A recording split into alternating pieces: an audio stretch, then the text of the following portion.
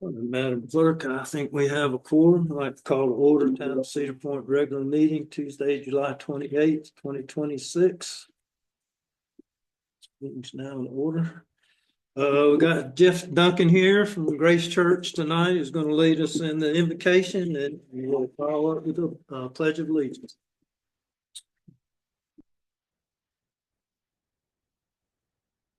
Let's pray. Father, we gather before you and thank you for your grace. We thank you for your kindness. We thank you that we have the freedom for this meeting to take place.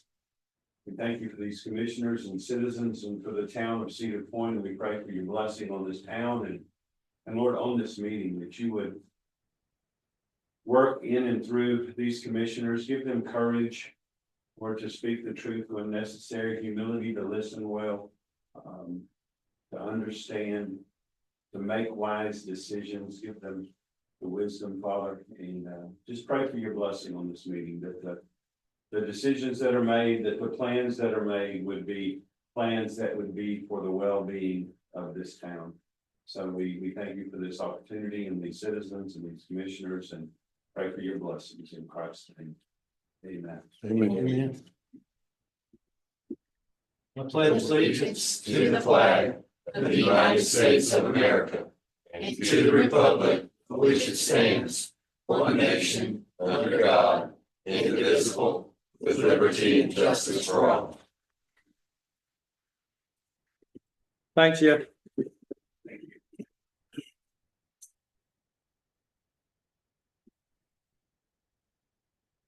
Well, thanks everybody for showing up. It's a little bit cooler tonight. Your grass has grown a whole lot in the past week. You get out there and cut it, it'll be hot. My yard looks like a forest out there. It's crazy. Okay, has everybody had a chance to look at the agenda and the consent agenda? Any changes, any additions? Entertain a motion to approve. Make a motion to approve the consent agenda. Got a motion and a second on the floor. All those in favor? Aye. All those opposed? Thank you.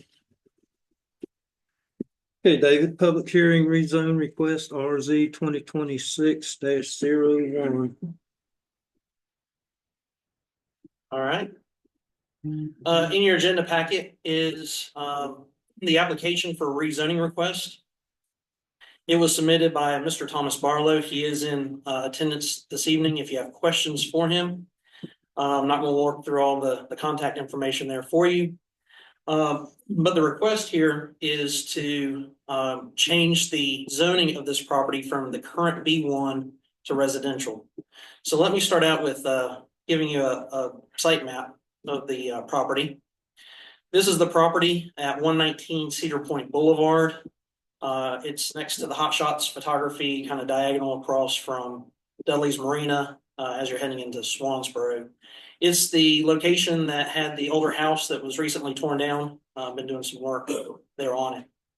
It is currently zoned B1, as several in this area are, even though it has been used residentially, as have the ones directly to the east, as well as on the other side of Hot Shots. There's a residential property here as well.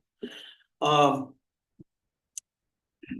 not going to read through all of the reasoning that's been provided to you. I'll sum it up by saying that we've talked about numerous times in this general location, it would be very difficult to develop any of these tracts of land commercially because of the special flood hazard area that they're in, a coastal A zone. Commercial property, well, all properties would have to be on piers or pilings in this area.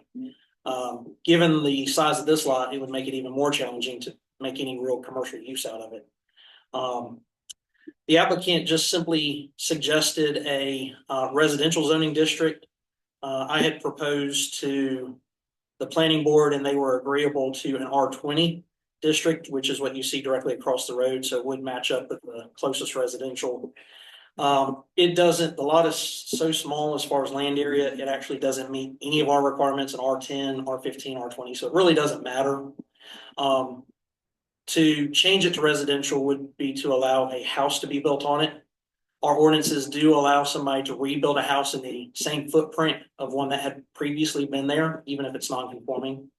And so that's what Mr. Barlow is looking to take advantage of, would be to put another house in that same footprint. The planning board did recommend approval for it. I did include a proposed consistency statement.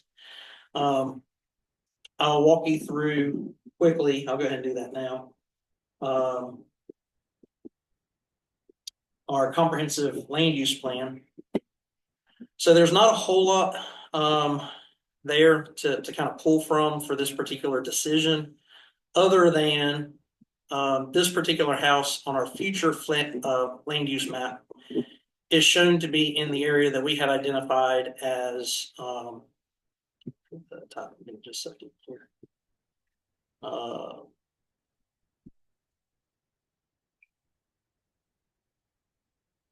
Waterfront mixed use. So if you notice here, this property is located right here at the edge of the town, and it's in this blue colored area, which is waterfront mixed use, which is described as waterfront properties that should accommodate a mixture of uses which benefit from waterfront views and or water access. The areas designated as waterfront mixed use are within a coastal A floodplain and currently accommodate a mixture of uses. In the future, as development in these areas may be limited to the development standards required within the coastal A floodplain, an effort should be made to ensure that permitted uses, either residential or commercial, are water focused. This could include residential homes, commercial uses which are water dependent, such as marinas, and commercial uses which are benefited by waterfront views, such as restaurants. It is the town's intent to consider establishing a mixed-use zoning district that would set these requirements. We have not yet created that language, but the proposal is still in keeping with the idea of this area being used either residentially or commercially.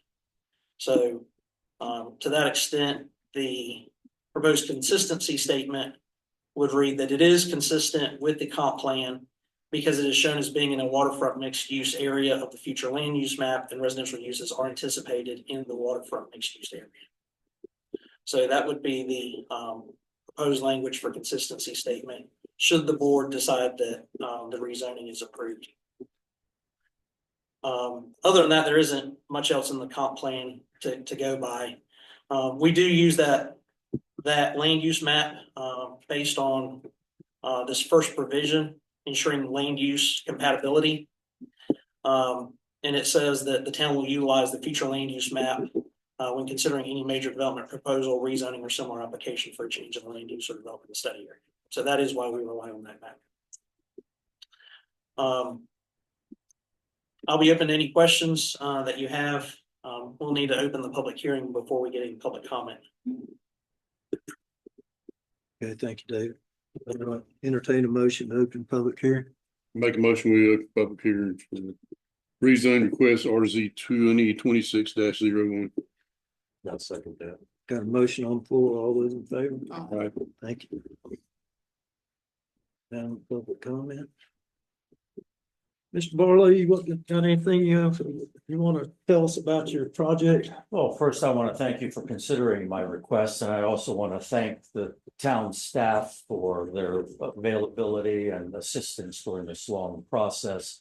It's been undertaken now for over a year or so. I misspoke. I maybe said over 2 years. It's getting close to that, but I've walked through the complex procedures of getting a CAMA major permit and all the way through to the point of having my plans ready to be submitted. I think it's a good addition to the Cedar Point community, an improvement. We did enjoy, we really did like the original structure. It had a lot of charm, but because of the FEMA rules and other ordinances, we were unable to keep it. So went forward and demolished it and worked towards these plans to put a residential structure, as David said, on pilings is required. And we hope and expect everything will be in full compliance with local and state rules and regulations for development of a lot like that. And I can take any questions. So when you first walked in there and you could see the water through the Good, floor. it was Was you a surprising little how, nervous? There was that floor in? how it's sustained. I mean, I tell this story that when we were looking at it first, I Googled Cedar Point, Florence, for the storm in 2018, where the storm just hung over Swansboro for like a week. And there's actually a video clip of a montage of clips of Swansboro and other places, and someone's in their vehicle, probably an all-terrain vehicle, to take this video, but it's the water washing over. So yes, there's a lot of water, but we're going to be building it to high code standards, and expect that. That's what you should expect of coastal living, and it's a beautiful location, and this whole coastal area is a wonderful place to use as a destination. It's pretty right there. Anybody on the board's got any questions for Mr. Barlow?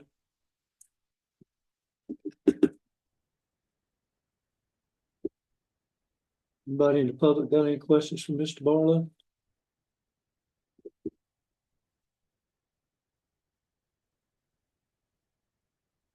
Motion closed. Motion to close the public hearing. Have a motion on the floor. All those in favor? Okay, anybody on the board got any questions for Mr. Barlow or David? I'll entertain a motion. I'll make the motion that we approve the rezone request RZ 2026-01 with the associated consistency statement as presented. I got a motion and a second on the floor. All those in favor? Thank you. Okay, thank you all. Thank you. Thank you. Good luck.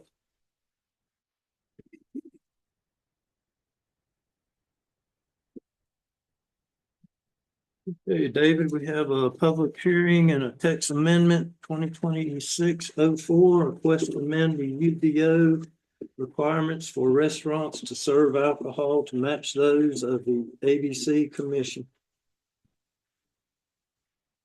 All right, give me just a second. I realized I wasn't sharing my screen a second ago for the video, so let me do that now.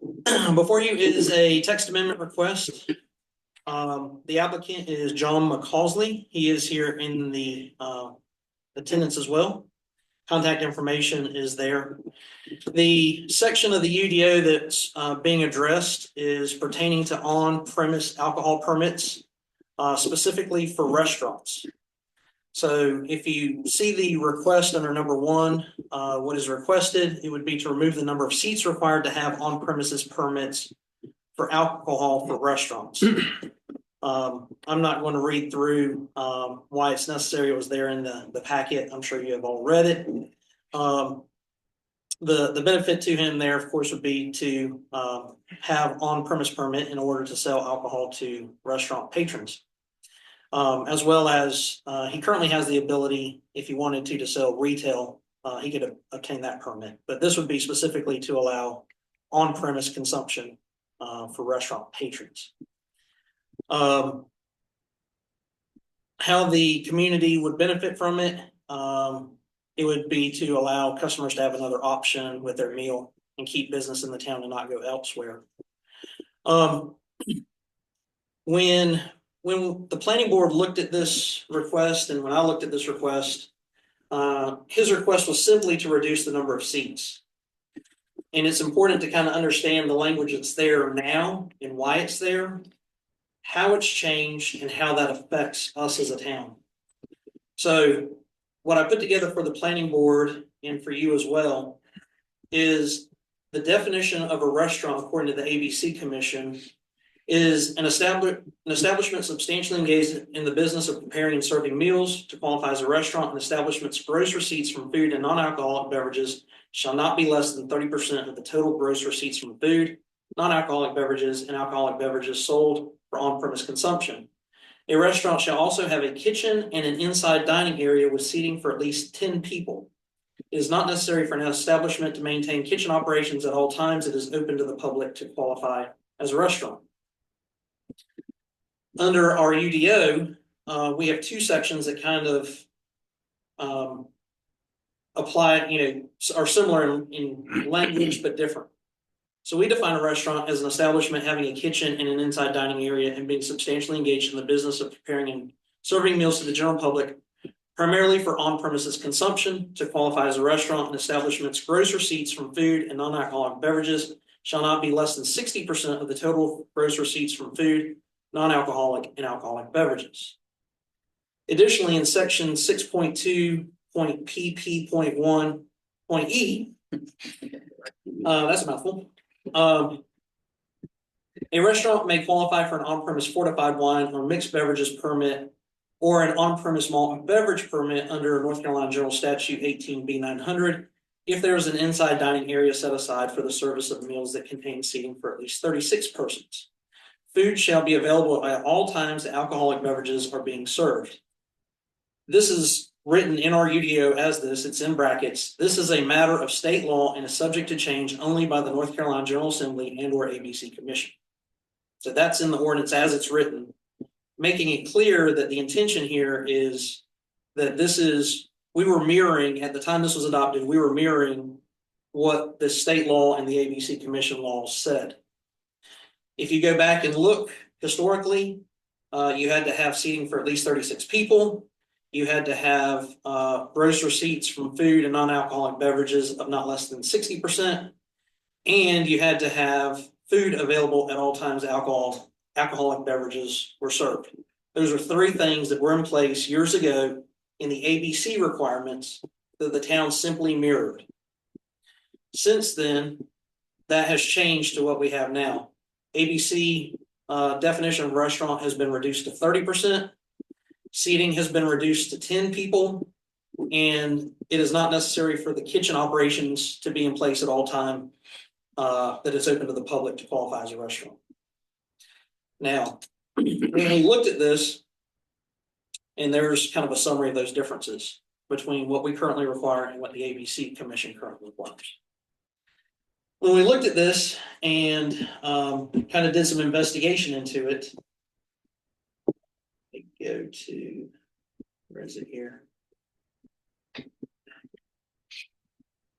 The general statutes dealing with the ABC Commission. Get to the right spot here. It's chapter 18B, as referenced there on the screen, just above there, 18B. This is what it says. 18B 100, regulation of alcoholic beverages. This chapter is intended to establish a uniform system of control over the sale, purchase, transportation, manufacture, consumption, and possession of alcoholic beverages in North Carolina, and provide procedures to ensure the proper administration of the ABC laws under a uniform system throughout the state.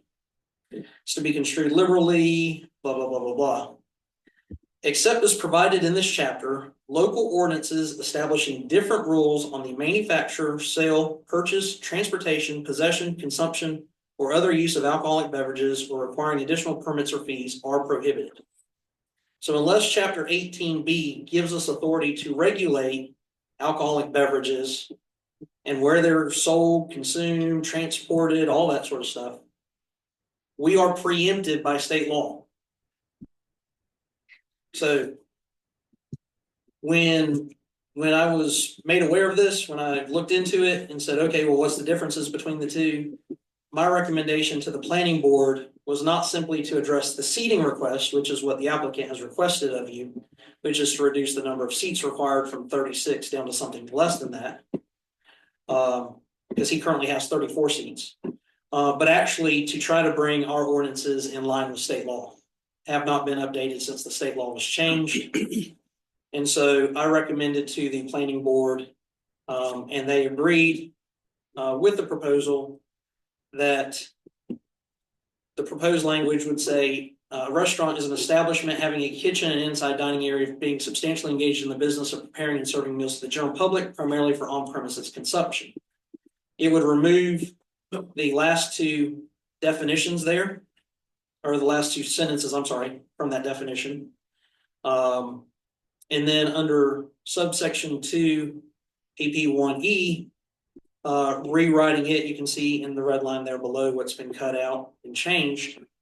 But a restaurant may qualify for an on-premises fortified wine or mixed beverages permit or an on-premise malt beverage permit in accordance with the rules set forth by the ABC Commission in North Carolina General Statutes 18B 900. What does that do for us? What that does is when the ABC Commission changes their requirements and when the state law changes on how alcohol can be served at restaurants, we don't have to continually update our ordinances like we should have done when they made this change previously. It just simply says that is the ordinance that's in place. As it changes, ours mirrors it because you have to do it in accordance with those requirements. That kind of solves the issue going forward to where we're not out of compliance with 18B 100, which says, except as provided in this chapter, local ordinances establishing different rules are prohibited. Well, right now we have different rules than the ABC Commission because we simply did not update them when they updated theirs. From the standpoint of a consistency statement, this is similar to what was adopted by the planning board. Again, there's not a whole lot in our comprehensive land use plan on it, other than ensuring land use compatibility. I think I referenced, oops, sorry, just a second. I think I also referenced because the allowance of alcohol in smaller scale restaurants would help maintain and enhance the small town character of Cedar Point and promote small business growth. So we do have some language in our ordinances to promote small town feel and to promote small businesses. There you go. Here it is on the screen. The preservation of Cedar Point's small town character is of great concern to its residents, business owners, and elected officials. Particular concerns within the subject include enhancing community appearance, promoting small business growth, improving walkability, embracing a recreational identity, coordinating with neighbors. There's not a whole lot there. That is what is there. I mean, this board has the authority to keep the request narrowed to the issue of seating, or you can follow the planning board's recommendation and make it more broadly. However you wish to address it. We did amend the public notice to make sure that we made it more broadly. So in case you took the more broad approach, you have that authority. Public notice amendment. I'm open to any questions that you may have. Any questions for David? Entertain a motion to go in public hearing. Make a motion, we go into public hearing. A second. Got a motion on the floor. All those in favor? Aye. Thank you. Now on public comment. You all ready for public comment? Yeah, you just hold. Okay, I thought you were. You got to come up here to us and Okay. give us your name and address. Home address? Yes. Jeremy White.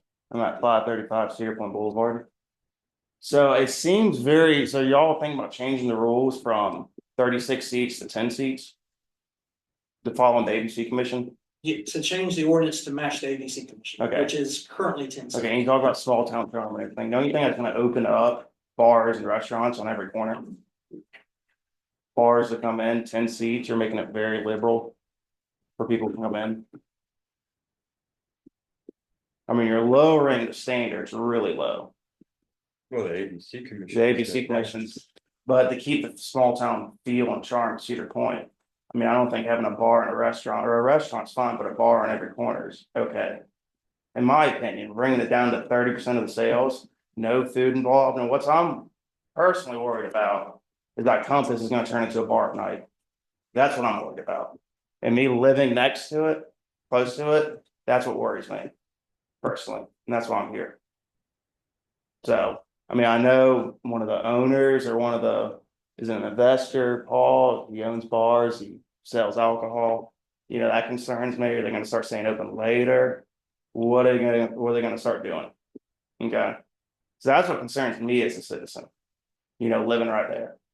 So, I mean, I've already seen people walking down the street to Jason's house, saw someone look around, walk back. I've seen that. I know they can't, you know, do everything about that. But we start doing alcohol, staying open later at night, You know, is that what's best for Cedar Point? Okay, I don't think so. You know, I know 34 North has had a bunch of noise complaints. You know, do you want that in the middle of Cedar Point? People are gonna be parking, they're gonna be parking over at Sound Furniture, that plaza, probably in front of my house.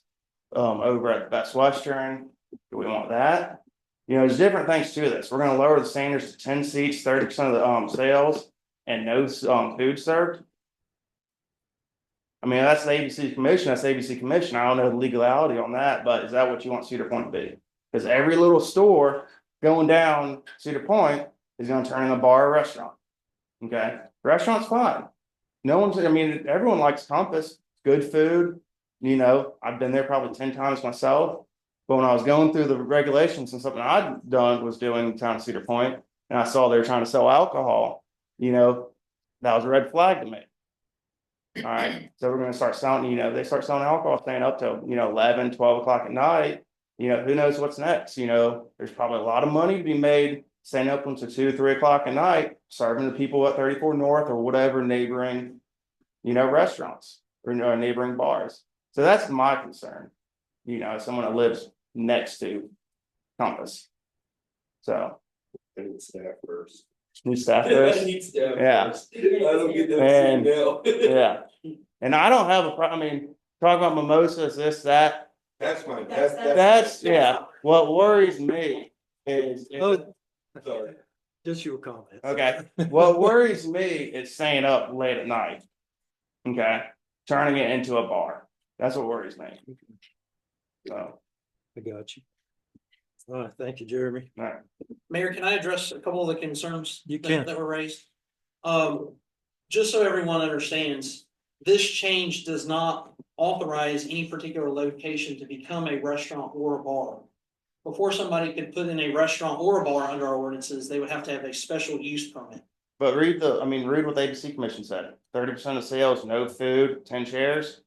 Well, let me, That's very liberal. You know, that could be a lot of different, you know, ways. I mean, right now Cedar Point's got it pretty good where it's pretty, I would say, you know, a good medium ground, 36 chairs. You know, this, that. I feel like that's a pretty good medium ground, 60% of sales, and you have to serve food. Okay, that makes sense. But we're gonna go no food, 30% sales, and 10 chairs. That's a bar.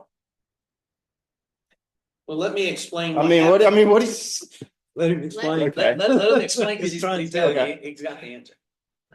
So we actually had somebody that wanted to open a restaurant in town. They did not come to the board and ask for a restaurant because they did not have 36 seats. Okay. They came to the town and asked to have a bar instead because they did not need 36 seats for a bar. Mhm. The bar can have 1 seat, 2 Yeah. seats. So they were permitted in the town as a bar rather than a restaurant. Now, would this board probably had rather they be a restaurant so that they could require, you know, make sure there's some food sales there? Absolutely. But they were forced to either allow it as a bar or not allow it at all. Yeah. And so it came in, it was permitted, a special use permit was issued for Mug Shop, 2 doors down from Tidewater Associates, the end unit right there. Because they wanted a restaurant, but they did not have 36 seats, so they asked for a bar. And we permitted a bar where that should have been a restaurant. Okay. So the ordinance that we have in place is actually encouraging more bars than restaurants. Okay. This makes it easier for somebody to put a restaurant in that serves alcohol than a bar. Okay. So it actually does just the opposite. It's not encouraging more bars Okay. because this has nothing to do with whether somebody permits a bar. Yeah. The Compass Grill is a restaurant. Yeah. If they apply for this permit, then they will have to stay a restaurant. The only way they can become a bar is to come back before the town and ask for a special use permit to become a bar, at which point this board has to go through a number of factors to say, okay, can it be a bar? Okay. So this doesn't automatically lead to more bars. In fact, quite the opposite, it should be less. I know of at least one less it would have been. Yeah. And the other thing is, that it's permitted now as a restaurant. Yeah. Like you just said, they would have to, if they wanted to, they would come back to receive a special use permit, which is a whole new game, New game. a whole new game that we would all have to go through and approve and everything else or disapprove, whatever. But at this point in time, his permit is a restaurant. Okay. And we're non-compliant. And correct, and we're not. Yeah, we're not. The restaurant's not compliant? No, our ordinances. Our Oh, your Ordinance ordinances not are not compliant. compliant. See, in front of us is a text amendment, Yeah, and we're not in compliant with that text amendment. We need to Okay. get compliant and then, then let's be able to get it. okay, Yeah, if it weren't for the general statute saying that we are prohibited from requiring more. Yeah. I would have stayed out of it, let him make his request on lower seats and let the board make their decision. But my job as town manager, when I see that we're in violation of the general statutes, I need to make sure they try to correct that. Yeah. And so that's why I propose the additional language. I can't force them to correct it, but So is that a state law that each town has to comply with the ABC board? yes. Yes. You're under 18B, I read through there, I don't know, there's 100 some pages of it. There are certain things that we can regulate. Alcohol sales on Sunday, whether you allow a social district or not, whether you're gonna be a dry town or a dry county. You can actually prohibit the construction of an ABC retail store within your municipality. But that's really the limit of it. In fact, when it comes to the zoning aspect of it, it says that a building has to be in compliance in order to get an ABC permit. The building has to be in compliance with building and fire codes, and they will consider zoning considerations. But even if we as a town say no to a zoning permit request, they can still apply for that permit, and the ABC Commission has final authority. There's a case from the 1980s where basically a special use permit was denied for a bar. The ABC Commission said, nope, we think there had been a bar there previously, which really helped the applicant out. ABC Commission said, we don't have any history of there being an issue with the previous bar. Just because the town wants to change things, that's not sufficient. We're going to overrule the town. And they basically forced the town to issue a special use permit. It was called a special exception use at the time, but SEU permit back in the 80s. So that language that we have really is just recommendations at the end of the day anyhow. okay. Is there any rules in Cedar Point, like how long the restaurant can stay open? So that would be something that could be decided on an individual case basis because it is a special use permit. Yeah, So when somebody comes in for a special use permit, there's certain factors that have to be looked at. yeah, And one of those is how does it work in that location? The adjoining uses, what impacts would there be? So if there's evidence that it may create an issue by staying up late, by having music, by having whatever, parking, landscaping, buffering, all those sort of stuff are addressed on an individual needs basis. okay, because I think that's At the what time my of- big concerns come from, because Yeah. like, I know they started staying open time, which I'm perfectly fine, you know, that's great. I'm going there and ate dinner after I worked on my boat, Yeah. you know? But if it starts getting pushed back to 10, 11, a live band over here, 12, out, you know, that's where my concern is. That's gonna be a slippery slope into, you know, well, one of the main investors does, is own bars. So that's my concern.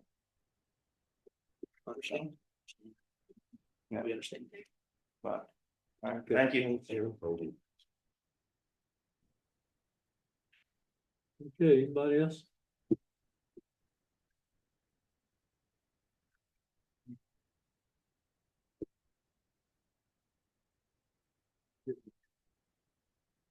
Motion to close public hearing. Make a motion to close. just have a question. You had to come up, John. For the board. So Just tell her your name, John. John White, and just a question.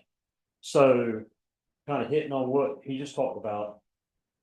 The residential residents that adjoin that property, and I've heard this talked about before in zoning and different stuff. Okay, we got residential property adjoin this.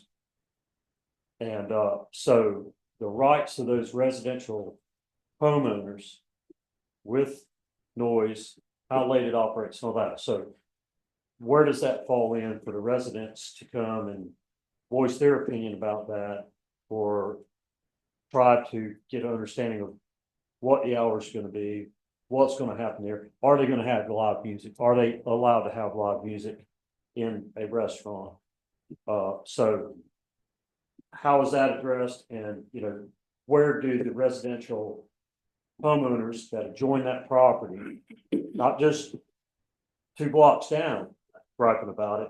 I'm talking about the people that own land right next to that. Where is their rights and where can they express that concern and all that? Because that's my question. So at this time, it is a restaurant and a retail store. Those are the two uses that it is and has been. So the town didn't have to look to issue a permit because it was operating as that use previously. Right. So at this point, there isn't that opportunity for a restaurant. If they at some point want to turn it into a bar, then that opportunity would arise. Well, a restaurant can have live music. It can, and A restaurant can have mixed drinks. can. That's my understanding. So again, when we're applying for zoning or whatever, somebody's gonna rent, lease, buy a piece of property. I've been in zoning meetings and it's always concern about the adjoining property. So because they've got the right for a restaurant, now the definition of a restaurant has changed on the state level. You have no choice. I understand it. You have no choice but to adopt that, or you're not in compliance. What about the residents? Okay. So nobody was against having a nice restaurant. Nobody is. Breakfast is great. But now we're mixing drinks and we don't know how late it's open. We don't know this. We can have live music there. Now it's a whole new thing because the definition of a restaurant has changed. So I don't understand I don't understand how the people have adjoining property, not just like 5 blocks or 3 blocks down the road, or somebody back in the neighborhood might complain. Adjoining property, I think, should have some rights and say, or how are they going to be protected? Maybe is what I should say. How are they going to be reassured? And how are they going to be protected? I own one of those pieces of property. Yeah. I don't know if it's residential, but I do own a piece of property right there. Jeremy does. Jason Guthrie adjoins to it. I don't know about the people on the other side. I guess that, but that's my concern. That's my question. Where the restaurant is just too damn bad that Cedar Point approved a restaurant there because it's a restaurant. Now it's something different. It'll Is that still be the residents' fault? it'll still be a restaurant. I mean, I understand that. but to the extent you brought up the noise aspect of it, we do have ordinances that address frequency and times and all that for amplified sound permits That's So all we- my question. that we address.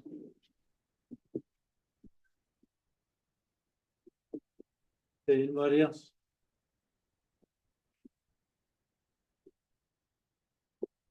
Make a motion to come out of public hearing.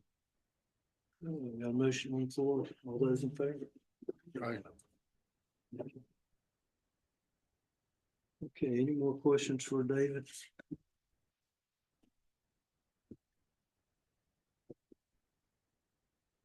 If not, I'll entertain a motion.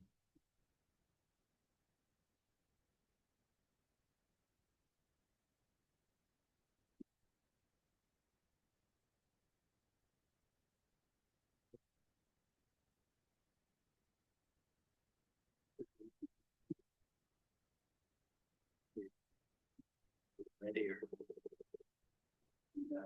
Is this making a meeting or we need to read? You can read that one. This one? Yeah. Okay. I'll make a motion, that well, of course, obviously, we need to do this to get in compliant. Number one, I think we all need to understand that. You know what I mean? I do like to make a motion of Cedar Point Board of Commissions hereby find that the following request, text amendment TA 2026-04 is a request to amend the ununified development ordinance requirements for restaurants to serve alcohol to match those of the ABC Commission. Is consistent with the Town of Cedar Point Comprehensive Plan adopted November 16, 2023, because the allowance of alcohol at smaller scale restaurants would help maintain and enhance the small town character of Cedar Point and promote small business growth. By doing this, this gets us compliant, correct? That's my motion. I second that motion. Got a motion on the floor. All those in favor? All right, All those opposed? Passes, thank you. Okay, John. You're in. Yeah. Thank you, guys. Appreciate you. Thank you. Have a great one. Jane, Becky, leave you any notes? Just his report. He didn't, No, we got this. Good, David.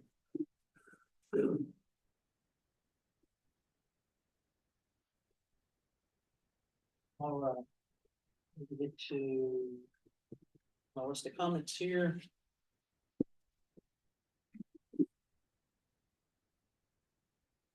All right.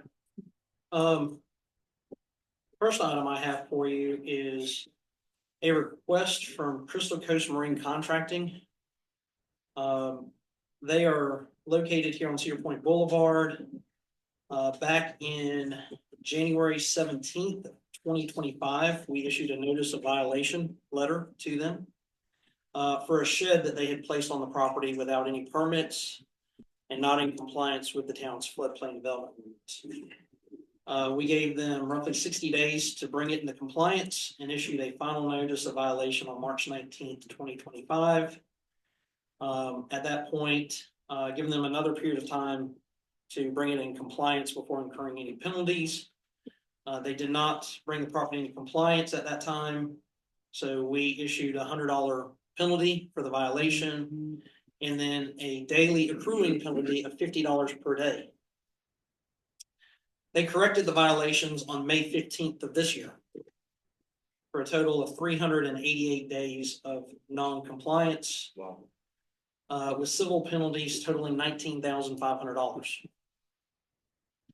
They have sent a written request for the board. One of the business owners was going to be here this evening. His wife's actually in the hospital. But sent a request asking the board to consider waiving some or all of the civil penalties that were assessed.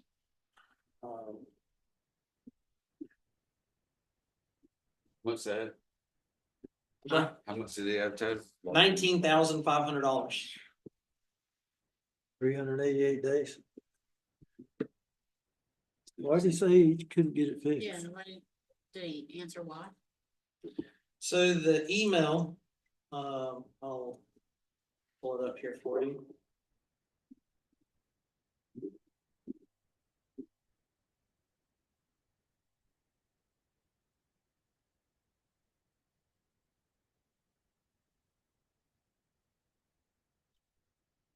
Blow it up a little bit so I can. I'll try to happen. This was, this initial request was May 21st. We tried to work out last month, didn't happen, so then we pushed it to this month, but. Hello, Alicia, I wanted to follow up on the notice of violation. As of last Friday, the mobile structure has been removed from the property. From the beginning, our intent was to work cooperatively with the town. While there was clearly a difference in interpretation regarding the ordinance and classification of the structure, we still took action to bring the property into compliance and prevent the matter from continuing to escalate. We were provided with the ordinances the structure was believed to conflict with, but never given a true resolution for how a permitted commercial marine staging property could maintain temporary storage for tools and small equipment necessary for daily operations and protection from the elements. The structure was not occupied, had no utilities, and supported our marine use. I'm respectfully asking that the town consider waiving the accrued civil penalties. We value our relationship with Cedar Point and have always tried to work collaboratively and responsibly. I appreciate your time throughout this and would be grateful if the town would consider resolving this matter with us without the continued financial burden. Please let us know if you need anything else at this time. So they indicated their big issue was they have small equipment that they want to keep on site, and our ordinances do not allow a standalone accessory structure, number one.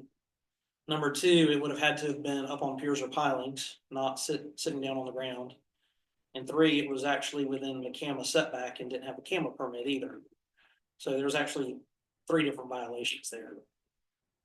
We cited them for one. That $50 was just based on one violation, not all three of them. But,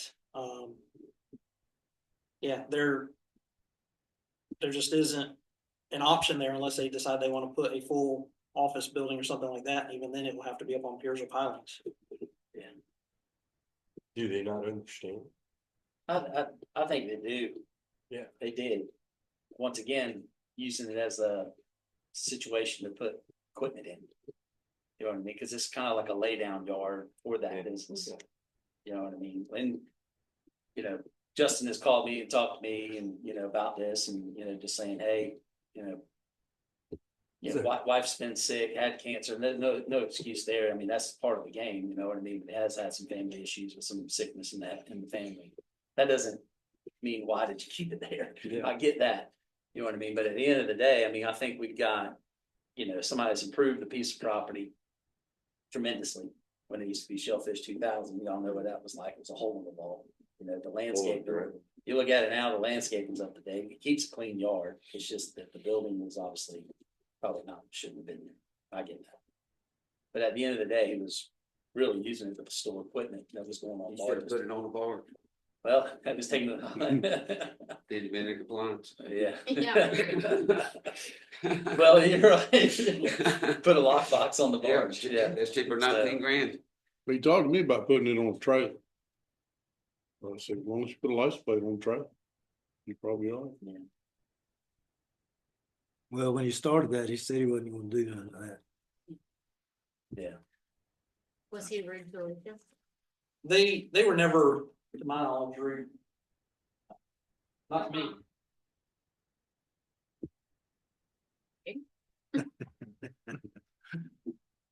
Well, a lot of times people are nicer to me than they are Alicia too. I don't know. I don't feel like I would charge it by 19 grand for no damn Well, the store's built. our it's thing in the like- past was, you know, we charged him the fine to get the work done. But then is he gonna come back and go right back to where he was if you don't do anything? You know. I mean, we put. Where are we at? Wasn't there like there was another building in town, right? At the same time? We've got another one that's continuing to accrue significantly. And I know there's a big piece of property in town that is an eyesore. I mean, where are we at with that one? I mean, that's eyesore. Usually in compliance though, as much of an eyesore as it is. I know, I'm just saying, I mean, well, we're gonna start, you know, comparing apples to apples here, you know, I mean. And I might need to take myself out of this, you know, because I'm a friend of Justin, you know what I mean, but I might need to back out or back off of this, you know, we're gonna get into it really deep. Because I get it, it's not compliant, but was it really hurting anything? Or was it? That's not the whole. I know that, that's what I'm saying, yeah, I mean, just that's, don't feel like we take that much money for the store to be from a rich citizen. yeah. Maybe a little something from him, but not 20 grand. No, That's insane. I mean, I can agree, it's pretty significant amount of money. I do think it sting a little though, because I think that was a disagreement that was backed up by our ordinances. And that he knew that, and he just, his attitude was, well, I ain't got no place to put it then, so I'm just gonna leave it here. And just challenge us Challenge the town. to do something about it, and I don't think that's an appropriate way to be either. So I think I think there needs to be some kind of a penalty, but it doesn't have to be 20,000, I agree with you. Yeah. 10,000. 5,000. 1,000. Like I said. What's the best way to get somebody's attention? Hit him in the pocketbook. Well, when you look at all things considering. Did improve the property, he has done some work for the town, correct? Has he helped the town out with some work?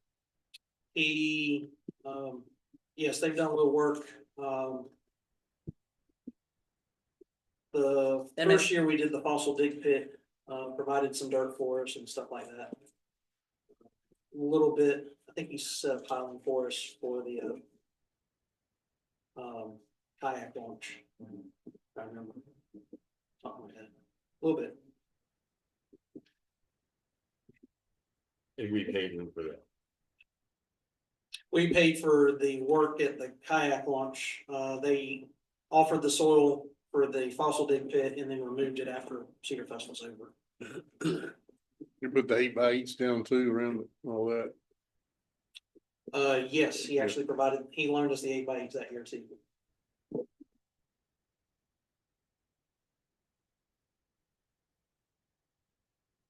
$10%, 1,900. like 2,000. We do that. Yeah, The 90% discount. 90% discount, but it's like if it happened again, or if it got added to again, wouldn't be willing to be so nice. Everybody okay with that? Yeah, I mean, it's, Yeah. you know, You wanna put that in a motion for me? Okay.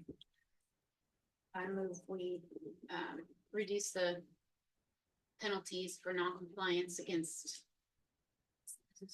Crystal Coast Marine Crystal Contract. Coast Marine Contracting and make the penalty 2,000 flat. Got a motion on the floor, all those in favor? all right. David, Next one, update on one of our proposed purchases. This year, the board budgeted for a second UTV. We currently have a Gator.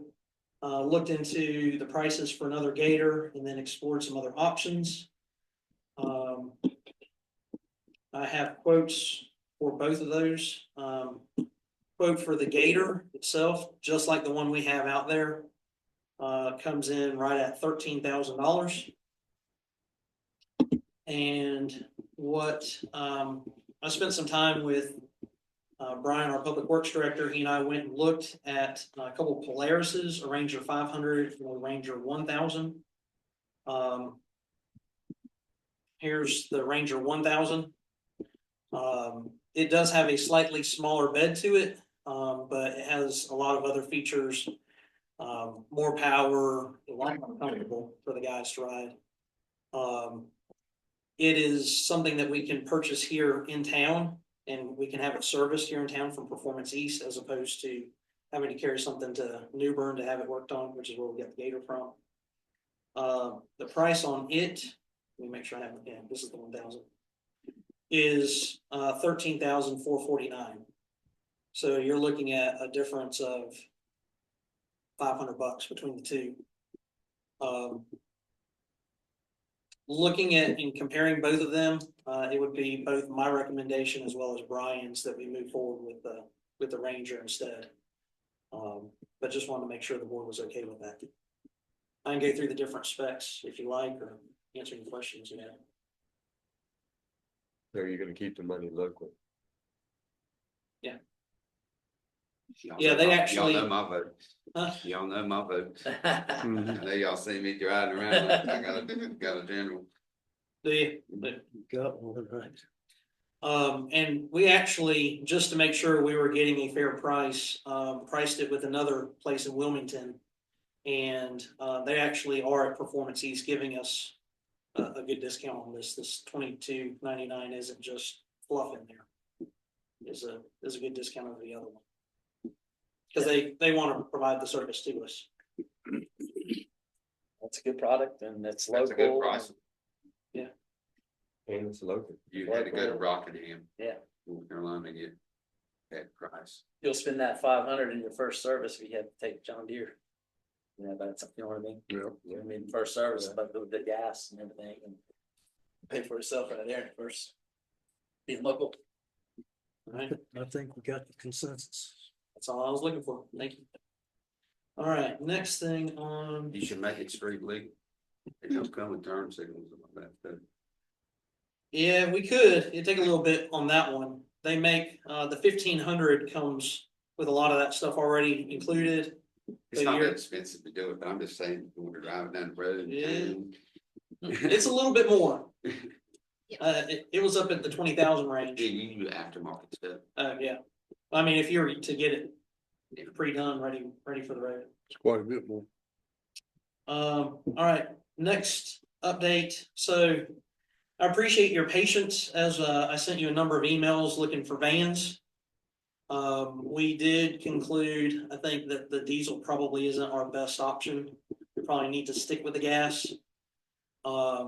We still haven't found one under $30,000 that would be a Transit, the newer model. If we went with the Econoline, then we run into the issues of not being able to get parts. That's way about there now is the Econoline. I think the Transit would last in the future a lot longer.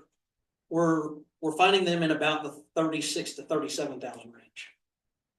So the question that I have for you is the board okay with me looking at vans in that price range to find one?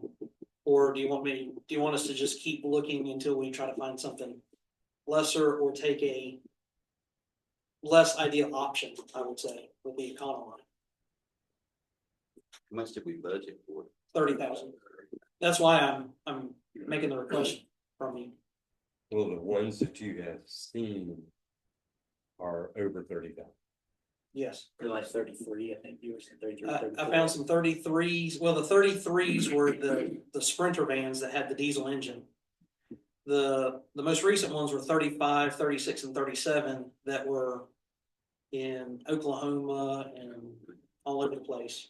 But they're 2018 and newer Transit vans. What's wrong with the diesel idea? So what we found with the diesel is it has to be driven on a regular basis in order to keep the system flushed out. It's not designed to park for months at a time like we park it. You have to use that diesel exhaust fluid too, which costs. Yeah, I Cost mean, more than diesel, cost more than me too. well, the cost of operation overall would be less for that vehicle, but we would have to get it up to highway speed for at least half an hour every month at a bare minimum. Well, highway speed around here for half an hour, we're just gonna drive it to Kinston or Jacksonville for fun. Just that part of it. And then when you need work on it, it's a Mercedes. So now you're taking it to a Mercedes dealership and paying Mercedes prices to maintain it. Yeah. Okay, you sold me. Yeah, So those are the two reasons that we felt that a gas would be better than the diesel. And between the gas options, the newer Transits probably have more longevity to them than going with the older Econolines. Yeah, we're staying away from the Econoline. So going back on our old, what's our plans with that? We gonna try to sell that on .gov or anything? That would be the plan to auction it. So what do you think that's worth? $3,000. Whatever the Down weight of the metal is. 4,000? Somebody might cut trees with. Yeah, but I mean, I'm just thinking out loud. Well, Probably 3 or 4. the reason the town purchased it was to put up the banners and That's right. Christmas lights. Yeah. So there's some municipality out there that Well, you got is Vogue. getting into. Yeah. I Well, mean, Cape Carteret puts Vogues up, drive the forklift down. just helping them out, man. They did. I was just thinking, we're sitting here, thinking about what, $3,000 to $6,000. Sell ours for 3, 4, whatever, 2. I don't know. You can cover some of that right away. You just made 2. Huh? Just made 2, didn't I? That's right. That's You made it. I should have brought this one up first, then you might have said 6. I'm thinking, you're gonna have to, we're gonna have to put a little more money in the pocket. Yeah, that's what I told David when he first found that other one. I said, you can get it for 35, get it. Them Transients ain't bad, No. a little different, like a cab over, kinda. No, it's like a 15-passenger van. Yeah, but you Yeah. drive it, you're. Oh yeah, you're sitting right on top of it. Yeah. I drove one back in December. And you said the Econoline were having issues with that as well, right? So the Econoline, they just completely discontinued the discontinued. Econoline Right. line. So it makes no sense to buy that. So- It's trend. When we look at the prices, I mean, we can get a cheap Econoline Yeah. out there for that very reason. Nobody wants to hold them very long. I feel like you might get some wore out like we got. If you're in the same boat. Right. Mhm. Yeah. Right back in Yeah. money. I'm okay with that. All right, I just didn't want to propose something to you that's outside of budget and you all come back and say, no, let's tighten it up a little bit. Well, if you find one, let us know. Yeah, We We can will. say, hey, do let's, that. let's pursue that. they can go spend wildly. No. Just- No, I mean, what we have found is there's not many of these out on the market. And most of them that are on the market are previous fiber optic trucks. That's what they're using them for. They're gonna have a table in the back. Some of them actually have like a pop-up window in the back or a separate air conditioning unit because somebody's been working in the back of it doing fiber optic. Which is much different which is why they're using vans rather than trucks. Mhm. If it's just an electric company, they use the dually trucks and all that sort of stuff. Which we just don't have room for in the right of way. All right. So I will continue to, well, Brian, which he's listening, will continue to keep looking for some vans and I'll let you know, but we won't limit that search to 30,000, but we'll certainly keep it under 40. Let you know what we find. This past month, I attended a meeting dealing with the shellfish leasing moratorium that expired on July 1st. I don't know if you heard much about it. But Bogue Sound was under a moratorium that the state would not lease any areas for shellfishing, for shellfish leases where they can basically do aquaculture farming of clams and oysters. Attended the meeting. There was a lot of question of, will a moratorium go back in place? What's the status? How can the towns and the industry work together?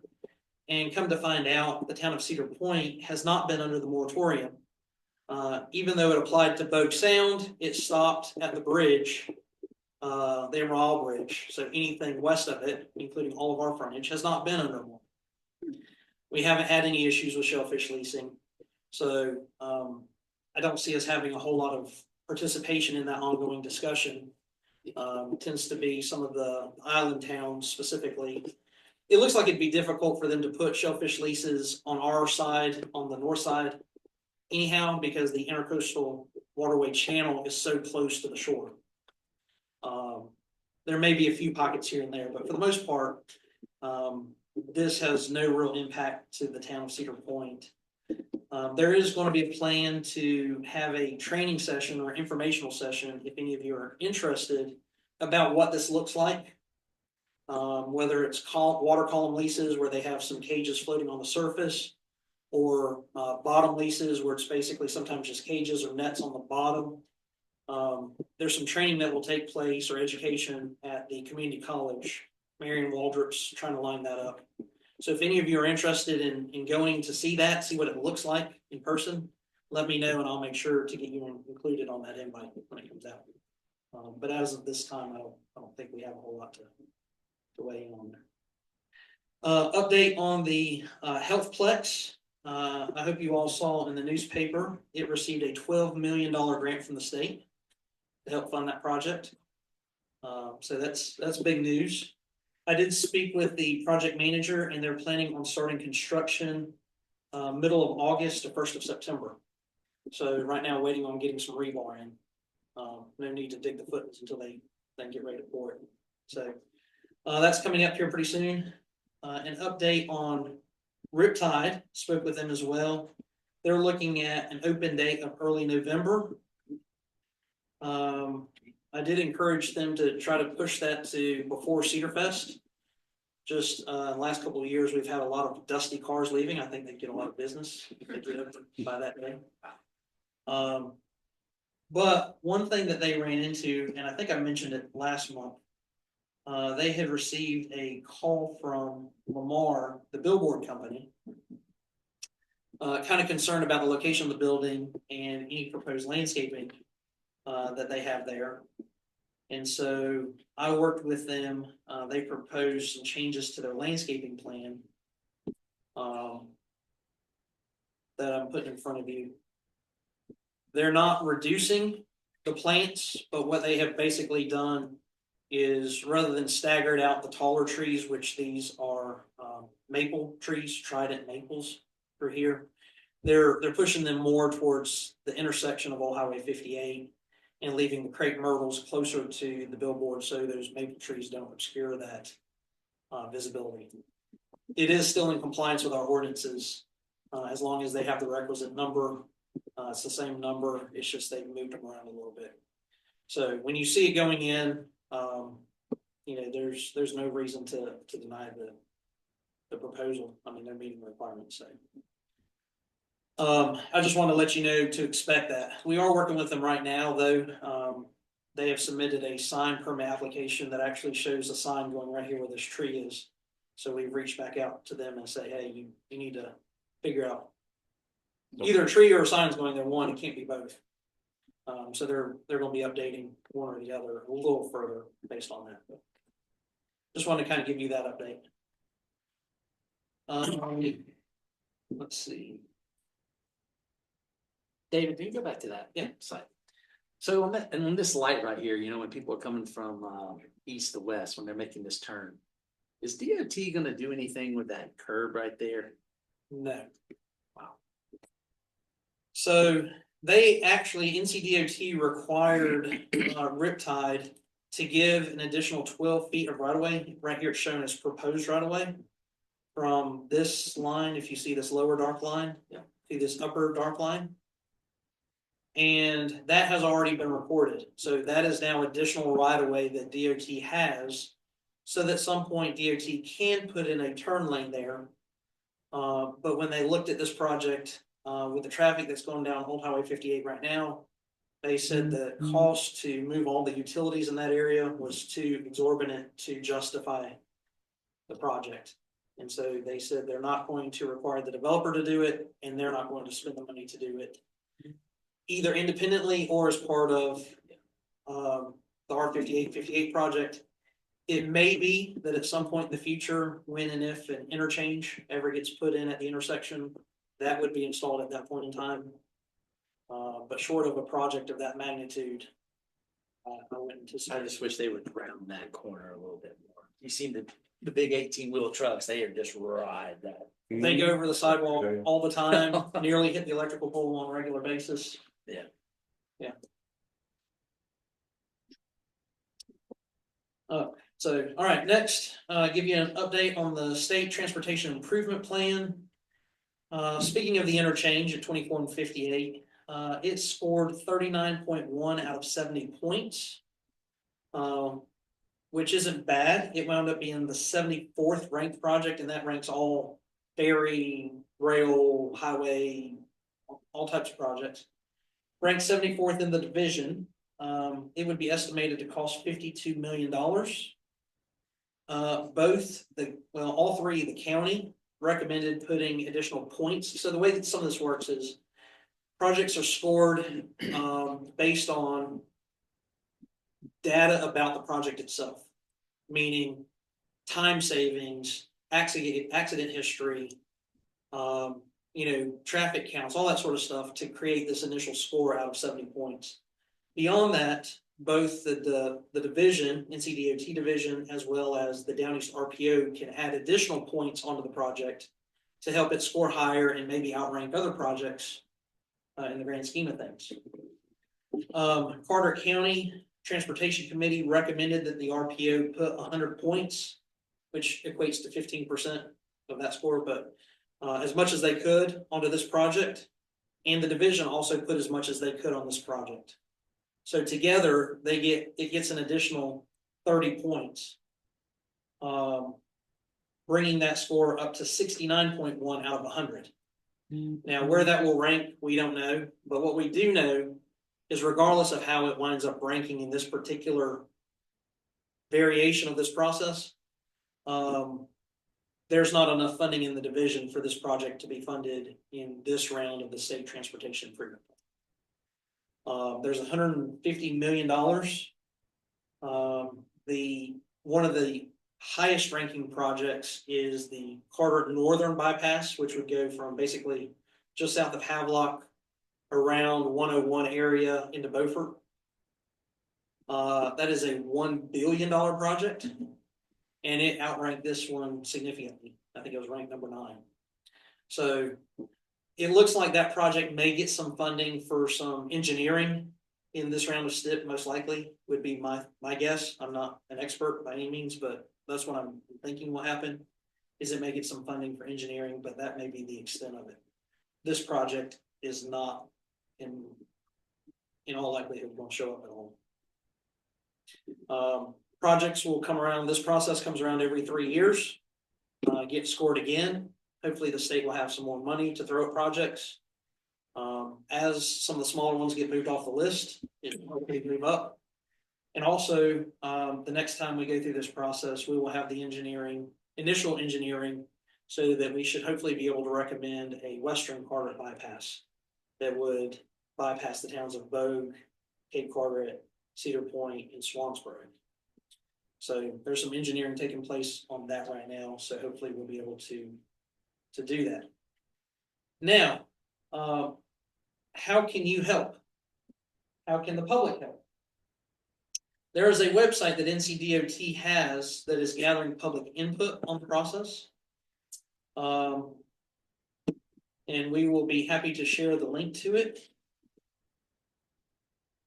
It is ncdot.publicinput.com/P8map. And you can, this is the map of all the projects across the state, and you can actually zoom in right here to Cedar Point and see the projects in this area.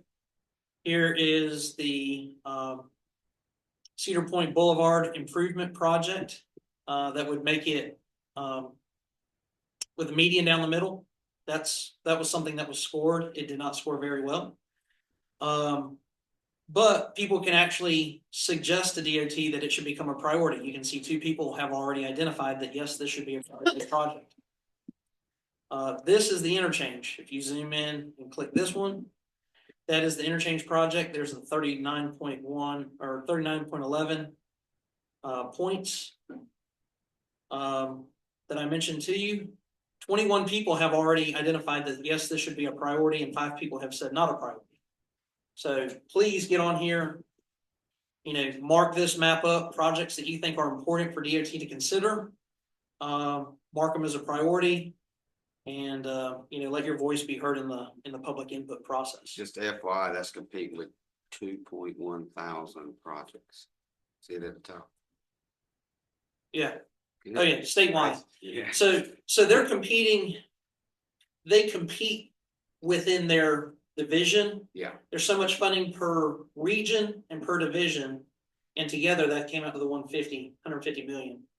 But there's more funding in other areas of the state. There's some places that have 600 million this year, so they can fund more projects. So there are that many projects, but we're not necessarily competing with all of those projects for that level of funding.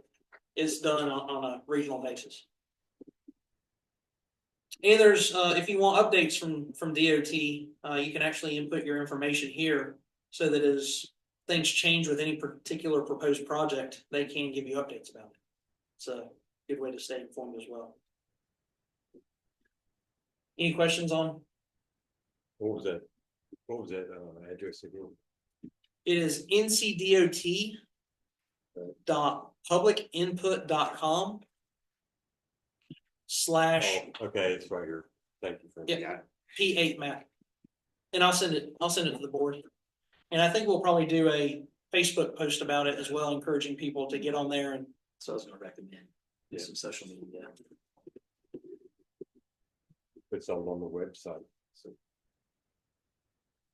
all right, next thing, you have all been invited to a roundtable discussion about the county's expenditures of the opioid settlement funds. So the county received a significant amount of money as a settlement with the opioid drug companies. On August 5th, there is a roundtable discussion. Elected officials are invited to attend, and they'll kind of give you an update on how the county is spending that money. It doesn't affect us as much as some of the others. The fire departments, police departments, they're getting some resources with those funds that we don't have to be concerned about. But if you're interested, it's August 5th at the health department, and I'll send that invitation around to everybody. But just want to go ahead and put it on your radar. Several months back, the board approved an easement across Palmetto Drive for the Cox family. Remember, they had the boat lift that they couldn't get power to because there wasn't enough room there at the right of way. Just want to let you know that the survey has finally been completed for that. Neil went ahead and put together the easement language.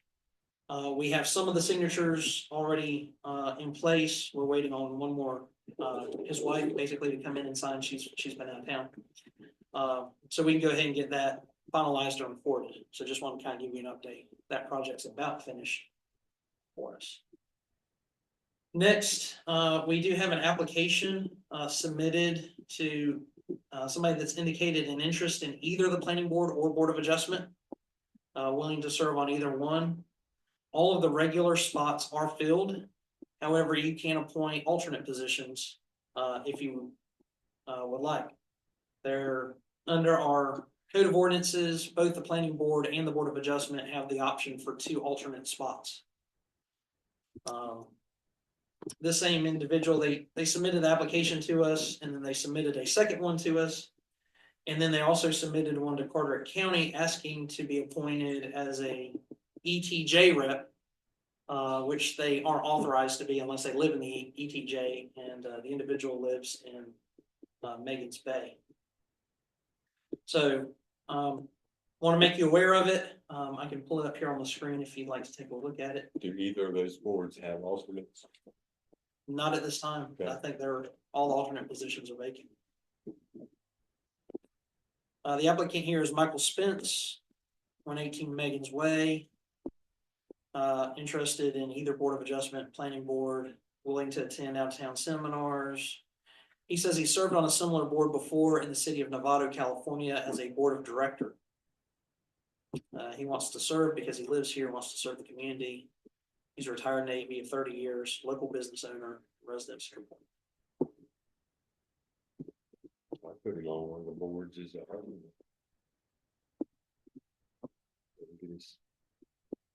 his feet wet, see what it's like.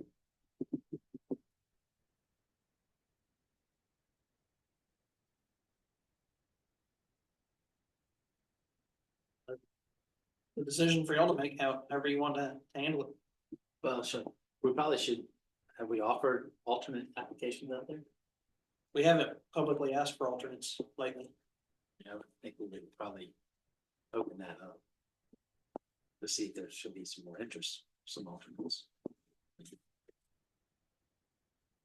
There's more space, even if we appoint him, there's still more space available, so we can do all of them. Just a minute, how many people's on the boards from Megan's Bay? Just curious. Planning board, Planning board. we have one now, Another one. this from Megan's Bay. In the board of adjustment. I don't know if we have any on the board of adjustment. I just like to spread the wealth. I do too, because You know I've what I got mean? people that ask me all the time, and I'm like, well, I think we're full now, but it might be an opportunity to apply for some, that's why I bring that up. You know what I mean? Like, Encourage him to do. The one's been on there on the planning board for a long time. I can't think of his name. From Megan's Bay. From Megan's Bay, yeah, Doug Hittner. I guess. I don't know. He's been on there a while though. Doug's the chair, right? I see him at the Christmas dinner, He, about the only time I see him. he's the only one Yeah. in Megan's Bay. Board of adjustment, I would agree with that. And you have one on board of adjustment. TJ. No, he's. PJ's Crystal Shores. Oh, yeah, I'm sorry. He moved, and I didn't know Yeah. it.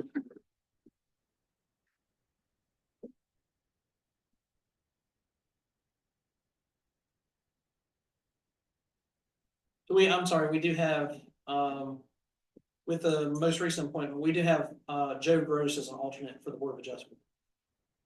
We do have one of the 2 alternates assigned to the Board of Adjustment, but none of the planning. Given the opportunity to go to the planning board as an alternate. I don't have a problem with it. Somebody make a motion. Give us a motion. I'll make a motion that we offer Mr. Spence a seat as alternate on the planning board. A second. Motion on the floor, all those in favor? Aye. All right, we'll let them know. Urge those folks, Jerry. Yeah, I will. They're good people. I mean, that's what I'm saying. They keep asking me and I'm like, I don't think there's any positions available. Sounds like we have one on each Hmm. available. Yeah. One alternate on each. Yeah, we still have one on each. Yeah. If you know of anybody interested. And they're young, they're energetic, so that's what you want. Good start. That's right. But when you need somebody, you don't have anybody. That's right. That's the way it works. Get him in there and get his Exactly. feet wet. I started out on planning board as ETJ because we were, Yeah, and then that's what I started. All right, the last thing I have for you is we have a situation going on First Street. First Street is our problem street, as I like to call it. It's the one that should have been opened and never was, by DOT. Let me pull up a map here so I can show you what's going on.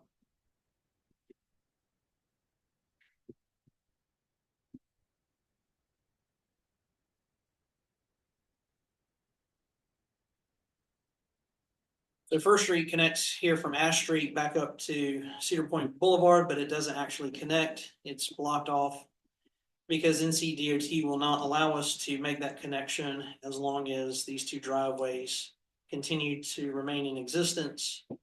And the owner of the Boathouse Restaurant has indicated he's not willing to give up this driveway in order for this road to be opened. And so we can't open the road at this point. However, a number of years back, this is 2019, early 2019, the town moved forward with a project to pave a portion of First Street, what was called the Phase 1 project. The end of the paving is right here in front of this house at 130 First Street and goes all the way down to the intersection. As part of that paving project, the town was required to get a stormwater permit to handle the stormwater runoff from the road. That stormwater permit included the construction of a stormwater pond that basically starts right up here, just south of this driveway that comes into these houses. Starts right here and continues all the way down to this corner, pretty much this corner of house 143. From that point, it goes from a retention pond to a swale that continues down along this side of First Street. What happened was, in the process of designing this system, no provisions were made to grant access, a driveway, to this property at 143. However, it sounds like at the time of construction, a driveway was put in. There's a pipe right here for a driveway that was installed and has been there since 2019. The owners of this property submitted plans to build a house on it, and they received a permit to build a house on it. They currently are building a house. The trusses went up today for this house.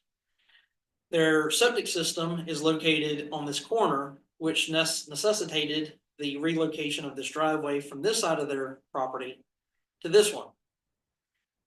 Well, when we realized that we're in the middle of a stormwater pond situation, we told them that it's going to have to be engineered. We can't violate our stormwater permit.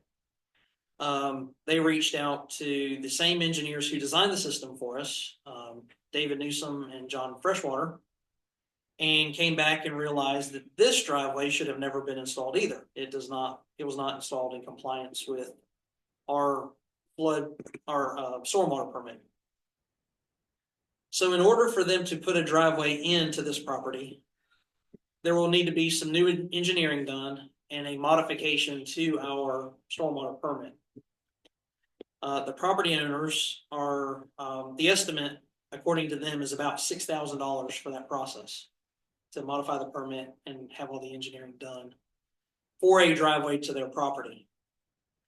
When this project was designed, Phase 1, provisions were made for the property to the north, 139, as well as a driveway tile was put in place at 144, but no provisions were made for this particular property. Their request to the town is, because it is our stormwater pond preventing their access, is the town willing, or would the town be willing to cover or at least share in the cost of the engineering for this driveway? Since it is our permit and we basically block their access is how it was alleged. Now, that is the request that's before you at the moment. I want to give you some additional information, however. This same situation, this is phase 1 of the project.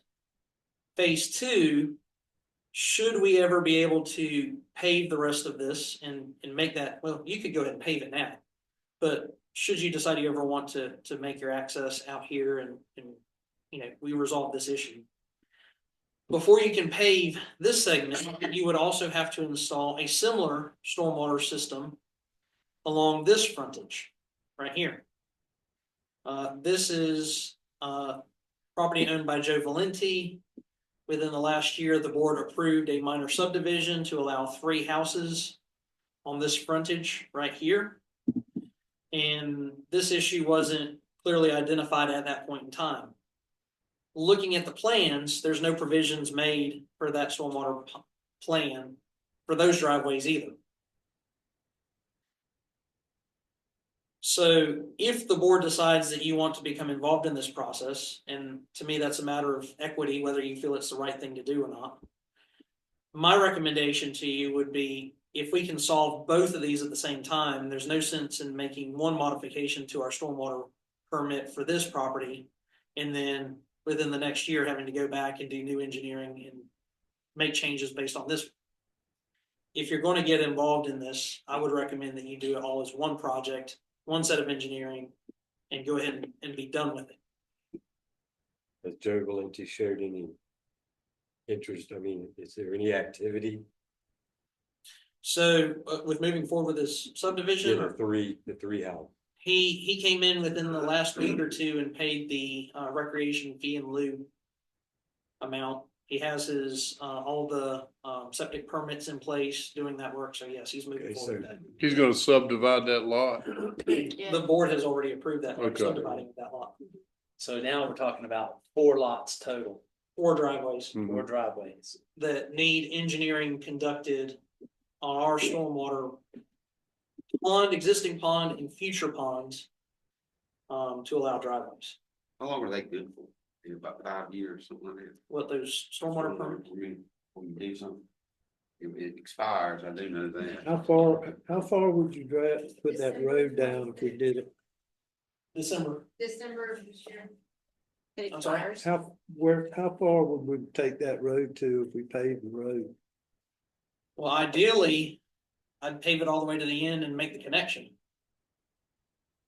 But I mean, if you can't make the connection, then that's a matter of the board's discretion.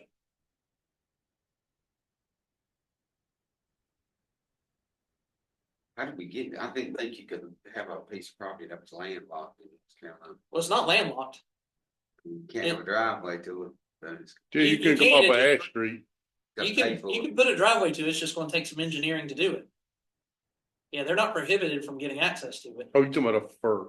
Okay. I got you. Yeah, like when you subdivide stuff, you're supposed to have access, Yeah, not an easement there, but they just got to design some kind of head wall and pipe with the flow rates. And all. Yeah. Or relocate that area that's being taken up to some area further downstream or upstream or whatever. But the 2 questions are, number one, the request by the Goins family and their contractor of, is the town willing to share in that cost to help them out in their situation? And then my question to you would be, do you want to take that step further and go ahead and try to resolve it for all affected property owners at one time? how wide is this retention pond? Not very Like, wide. It's just really, it's just 4 or 5 feet. Yeah, I was gonna say, it can't be very wide. It's I right there call on it the a right of ditch way. more So than basically anything. it's a ditch. Yeah. Yeah, it's basically a ditch for just a drop off. Yeah, but it can hold more volume of water, and then it's got a swale. Dumps into, to get certain level. I just hate patching stuff. When we could just kind of, Can the retention pond be moved further north? That's an engineering question. that's all I'm hearing there, man. So the engineer has already preliminarily designed. No, No. the engineer's not gonna do anything without getting He paid. ain't done nothing. Or commitment to get paid anyhow. His My bill, knowledge, yes. his bill is $6,000 For one driveway. for one driveway, Okay, and he's, that, I agree with that. But up here at Joe Valenti's, can we not move the retention pond further north? Yeah, that's, well, I can't say that yes, we can, but that's certainly a possibility. That would be a question that the engineer would. So you got to go Provided the engineering works out. shoot Understand, grades to understand. get your flow. You got So a if- parking lot that's probably coming on it. If we could move it further north. Maybe. Yeah, Then you're encroaching up on Keith Kilpatrick's place up there Yeah, but too. it's still gonna as be long in as the it's right of right, way. Not Kilpatrick, Keith Cassidy. Keith Cat, yeah. They're still in the right of way, And the if road right of way. Yeah, if First Street were opened, you would have an entrance on coming either into side. each of these locations. You would have a dedicated entrance at that point, so. You could make sure, well, what do we need to do to make that happen? I mean, obviously, Good luck. I know it's been an issue, but like. State just Well, said they ain't gonna do it. Keith said he would give us that piece of property right there at the tip, If we would, and we could run that road straight, but the DOT sees that angle. My comment at that time, well, if we straighten that and we straighten that piece, it shouldn't be that drastic of an angle. But the DOT thinks there is. yeah. It's gotta be 90 degrees to the road. But you see what I'm talking about? Keith's driveway right there? mm-hmm. He said he would give us that to run that road straight, Yeah, the To DOT right don't into- see it right. like that. And They the want a DOT 90 saying degree it's not, entrance. 90 degrees. not 90 degrees off. Right. 24. Yeah, basically like that. I don't see why it wouldn't be. You if we- straighten it out in that area. If we pulled that from that back point straight and made it straight, it'd be straight. I don't understand that piece of it. Yeah, well, their other issue was they said it still wasn't far enough away, Yeah, even at that. curb cuts are too close together. and they're the ones that put the curb cuts. in. Hey, that's what I was about to They say. did. They're the ones that put all these curb Yeah. cuts I'm on top of guilty. each other. They're- Yeah. got two I mean, we did, we got rid of some of them luckily, but, and we'd have liked to got rid of one of those. Keith I'd said- rather come in. to Keith's saying decide. basically Right. use his curb cut. Well, the land behind it would be better. Yeah, there was actually two proposals that were drawn. One would be to simply remove this driveway and leave this one open and have a second entrance off of First Right Street. there. That would be perfect. The other was to actually clean up this frontage even more, put a driveway right here in the middle. Close both of these entrances, so it's coming in from the middle. They'd have to move the stormwater drain here a little bit and relocate his sign. But then he's coming in the middle of his parking lot, making it much safer than it is now. Much better, be And much then better. also have the other entrance over on this side. And both of those have been found acceptable by NCDOT. Keith Cassidy said he has no problem closing this entrance, be happy to close it, give it up, whatever. He can then come out in and out this as his second entrance. That one's not 90 degrees. But it's existing, Understand? Yeah, but it's not a road either. and it's not a road, it Yeah, is it's a It's a driveway. driveway. It takes up a lot of land to get your radius. If you got a radius, but to get them that through, that's what the whole period is. But I mean, when you look at that right there, you think you got enough room. Had a bad wreck there recently. Didn't? Is that where the bad wreck Yeah, was? across the street. Yeah, across the street, Yeah, right across the street. last week. Well, I doubt we're gonna get to First Street paving and getting rid of those driveways, so we probably just better figure out what we're gonna do with Valenti's land. Are we gonna pay for engineering to help with those driveways? it makes sense to go ahead and do that. Yes. You know what's coming. If he's already applied, in here last week. If there's four driveways and Cedar Point's involved, there's 5 people involved, 5 groups. So like, I don't know what the cost would be for all 4 and, but it seems like if we all, Are they just asking for the engineering or? They asking us to put the pipes and stuff? in? Yeah, they haven't asked for the construction itself, just for the ability to do that. to get approved. I'm assuming you're gonna get time for it, right? Well, they generally use David Newsom and John Freshwater, the same ones we used. I mean, they have all the engineering calculations where they did it before. They're probably gonna be your cheapest option. How about it'd be cheaper? I'd like to see, get an estimate, We can ask them. just see what we commit to anything. Do that. Okay, we can do that. Ask David what he can do it for. Yeah, I'll reach out to him, reach out to the Goings and Joe Valenti and just make sure everybody's aware of the situation and the board's looking at it and bring you information next month and make a decision. then. maybe Yeah, everybody think can be of that. here and talk about it. All right, sounds good. Well, that was the last thing I had for you this evening.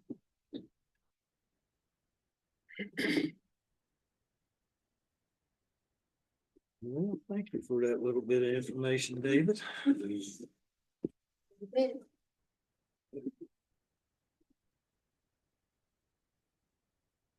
Public comment?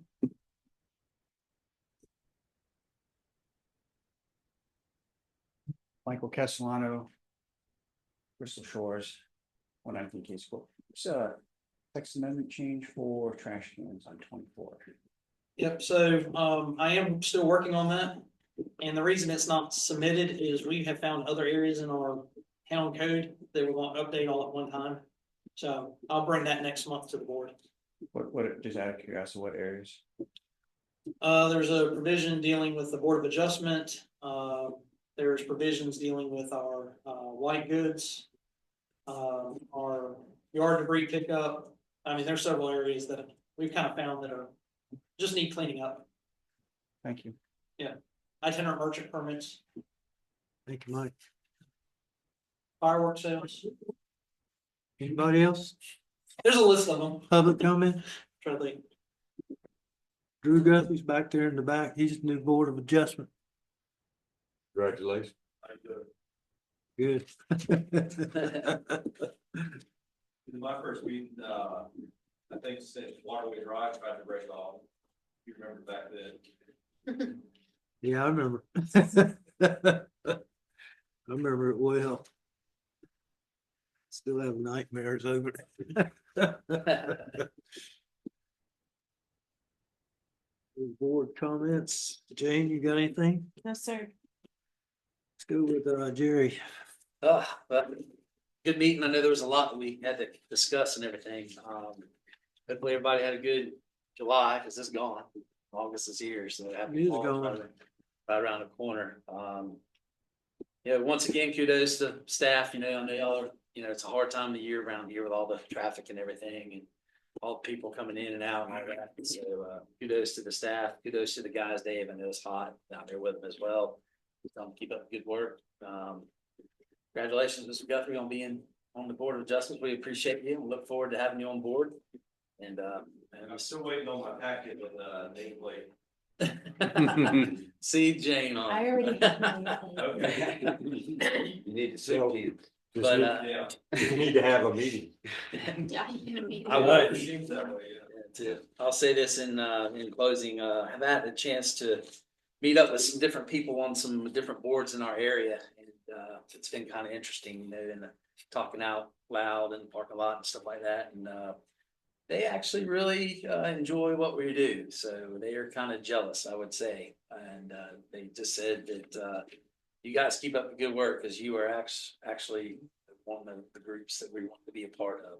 And I will tell you who that group is. One of them is Emerald and the other one is Bo. And the other one is Cape Carteret. So all 3 of them are noting that we're doing a great job, and they every one of them was positive because of how we get along. and we're not disgruntled. It's not a lot of confrontation with our group. So I've said this all along, kudos to this group. It's good to work with. And I know we talked through some things and we get through it. And, just kudos to what Well, we all try to do the greater good That's right. Yeah. instead of whatever the answer may be. We look That's down the future and go for the greater So good. just want We to keep doing that. close it in a positive direction. So Right, Gary? I just want to say Public Works is doing a great job. Town looks great and congratulations, Mr. Guthrie. Mm-hmm. Thank you. That's all I got. Pam? Appreciate everyone's work. Can't quite believe that before we meet again, school will start. I know. But It's true. it is kind of weird to It is think, but fun, but- here we go. Time is Yeah. fleeting. Time is fleeting. You can believe it. It's crazy. Thank Thank you. So David, sidewalks. Have you walked them lately? We got any work coming up on any of them? That you've got noted like the Bogue House or anything? In that area? Yeah. Remember any? I know we got a section down here, closer to Old 58 that needs some work. And then the area directly across from Dudley's, where the second driveway is, that one. It's blown out. We fixed it a couple times and Look at the one when you turn into Bogue House right there sometime when you get a chance. Send Brian, Okay. whatever. It's like this. it's Buckley. Yeah. Okay. I just think somebody's got on top of it. All right. Busted Yeah, we'll it. take a look at And it. there's a couple of places on that side. I just didn't know if you got, I haven't done it. get Brian to walk it. Okay. If Get that later. he wants me to walk it with him, I will. I just walk. I won't do the gator. So if he wants to walk, I'll walk it with him and show it to him. Yeah, some of those are looking kind of rough. Ranger so- goes 70. And then if you walk down that sidewalk, the drains right down into ditches. Do we ever clean them out ourselves? Down inside the drains? No, Or lay you it talking on the top of the grate. On top of the grates? Yeah, Yeah, our guys will do that. okay. There's a couple of them they need Okay. are closed. I mean, the one where you turn into like riptides, it's, Oh. it's, Oh, yeah. yeah, I mean, it's trash. It's just anything that deals with alcohol is on top of that grate. Okay. So just things like that. I always think Brian would catch that stuff for you. I don't even want to tell you about it. I'd rather tell him about it. So, but yeah, And we'll schedule the next street sweeping here probably August or so, maybe. It needs it. Ever since they did the repaving project, it's needed it, but yeah. traffic out there is so heavy, I don't want to ask. But now, if you look at our sidewalks in our street and compare them to any town you ride to from the side, No comparison. there's no comparison. These guys really do a good job. July 3rd fireworks. Man, that was pretty awesome. I was amazed at the amount of people that were out there. It's almost like a Cedar Fest. You talking about the park? They were, Did you see David? oh yeah. I hunted him right on down. No, we bumped into each other, but that was amazing how many people showed up for the event and then stayed. How many people stayed for the fireworks? Well, we do. Yeah, you had an event this year, but I mean, even last year, it was packed down there. So I mean, that's gonna increase this. Couple of things, People if they find it. decide to do it again, a couple of things, we need to make sure you had this, make sure you had that. And I think what we're talking. I mean, Hot Shot Academy, that was from the firehouse a couple of weeks ago. I volunteered over there, worked with the 6 to 8 year olds, like soccer, herding cats. But they had a great time. I mean, they did a lot of they did work putting on the actual clothes that the firemen put on, and then walk around and feel how heavy, how bulky that is. Yeah, it was amazing. Staff, kudos to y'all. a lot of stuff going on. Understand you have. Dawn. Not gone. Anyhow, Not gone. we'll talk about that later. Kudos to staff. You know, you guys do a good job. Good for you. All right, Frankie. I just want to say a little something about this ABC board thing we doing. I just want to say, I feel where the Guthries are coming from. We know what Paul is capable of. So let's just, as a board, I ask that we be careful in doing that. Because now he's gonna open 100 restaurants, I feel like. So I see where Jason and Johnny and Janelle and all of them come from. But we kind of had our hands tied tonight. It was a restaurant. And we were not compliant, so.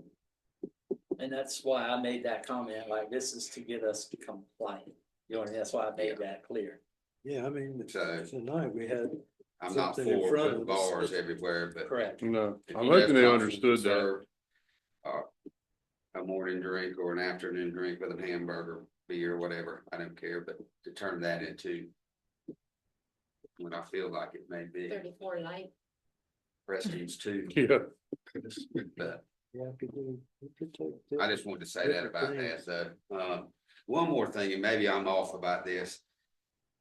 I feel like the light at Bojangles and the light at 24 need It's some messed up. engineering badly. They're not synced. Yeah, And I don't know if we've you've talked called about the- it, no, down we've there in talked about it a Jacksonville, lot. To And, the DOT engineers, they can mhm. do it remotely, I think, now, they got transponders, but it backs up well, your house. Carteret's was off too. And it's not in Rhode Island, that's my thing, Right. you're right through there, and it's not in Rhode Island, it's the It kids. is, That's what I it's not told- at 5 o'clock in the afternoon. It's about noon. Yeah, when Lunchtime. Dave and I were talking about it, there was no wrecks No, anywhere. no, it's It was the lights, just the Traffic. 3 people lights, backed up Yeah. at those or I would lights. say the 4 lights aren't in. 58 Bojangles and Cape Carteret's Carteret. lights. Yeah, They're correct. the first light. Yeah. It's not letting you go there, so Right. you're sitting through one of those lights, but. Had a couple people say something about that, but town's doing great. Yeah, nothing's opens up on them, nothing. They all stop. What appears to be happening is those lights all operate on the number of vehicle, no, it's actually. It's a timer, it's- probably. No, it's a time. The vehicles. It's based on the traffic that's there at the time. So those systems are actually reading the number of cars that are parked at the intersection at the different angles to figure out, do I use this sequence of lights or do I use an alternate sequence of lights? Look, And if it picks up a certain number of cars in either the Bojangles or Old 58 intersection, it will go ahead and trigger it for it to run the cycle to allow them to clear. But what it does not do, and it cannot do, is speed tell to it the other. that the traffic is backed all the way to the boathouse. Yeah. Exactly. Yeah. So it will continue to run that cycle to clear those two intervening roads without consideration of how much traffic is on the through route. And I don't know how they can solve that Well, they other got than, traffic engineers. I'm sure they did a Yeah. light at that Coast Guard Road, taken in consideration. And It- probably all the way to all- Taylor Notion. yep, all of them are all tied That's together. just speaking of the base, because we coordinate with Jacksonville, even on our interior lights on the base. So you're constant flow, you know? Speaking of lights, the pedestrian crossing thing at Masonic, that don't work.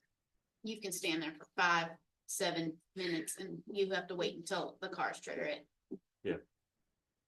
They actually came and changed the switch out on both sides, Okay. but it still doesn't work. It don't work. Okay, well, I'll let them know. I'll walk up, Latham, go to their. Stand everywhere. Yeah.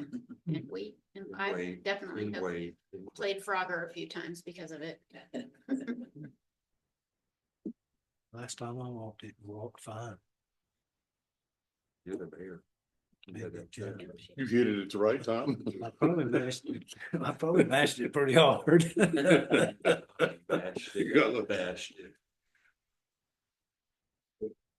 That's it. But I appreciate everything everybody's doing here. Feel like we're on track. All Got some hard workers. right. Watch them get some trash. Got some trash up today, with weeds and trees and all that stuff. They got that thing down pat. They don't spend a Yeah, lot of time. I know y'all noticed that. Went out of town and the grass got knee deep. Oh, I know. That quick. A little bit of rain, it's got ugly quick. All right, next meeting Tuesday, August 25th, 2026, 6:30. I'll be here waiting for you. Entertain a motion. Second. Second. Motion on the floor. All those in favor? All right. All right, thank you.